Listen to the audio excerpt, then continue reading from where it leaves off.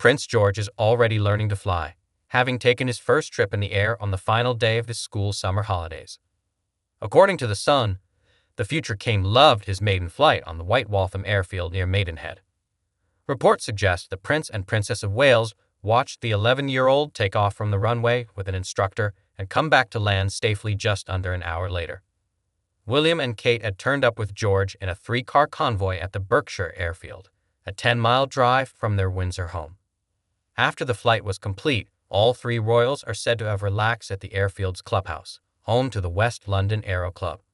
An onlooker said, "George is only 11 years old, but it is the right time to start. The royal family has a proud tradition of flying, and it looks like George is next in line." His parents watched George take flight from the safety of the ground, but he flew with an instructor and loved it. One person at the airfield said there was 30 or 40 people in the clubhouse whilst William, Kate, and George were there, adding that all 3 had been pretty chilled.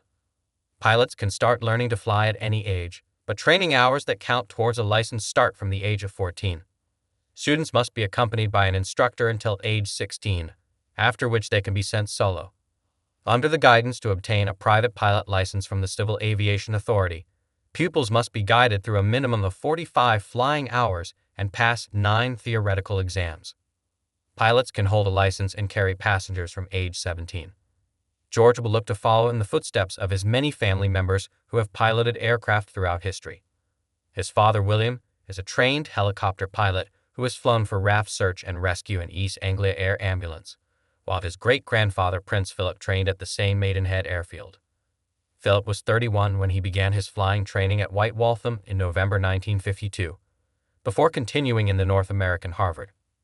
At a private ceremony at Buckingham Palace in May 1953, the Duke of Edinburgh was awarded his wings by Chief of the Air Staff Air Chief Marshal Sir William Dixon.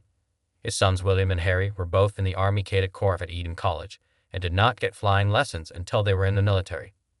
William then started an intensive training program with the RAF in 2009, learning how to fly fixed-wing aircrafts and helicopters at the age of 27.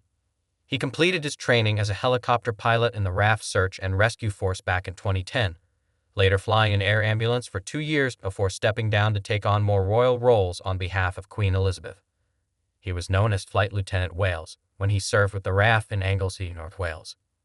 During his 3-year tour, he took part in 156 search and rescue operations, during which 149 people were rescued. William has in the past flown his family around on helicopters, such as taking them to the Commonwealth Games in 2022. Earlier this week, William revealed he would love to fly helicopters again during a visit to the Wales Air Ambulance headquarters today in Llanelli, South Wales.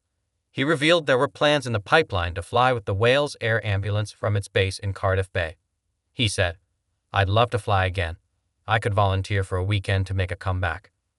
In May this year, William took to the skies in an Apache helicopter after being crowned the leader of his brother's former army regiment by King Charles.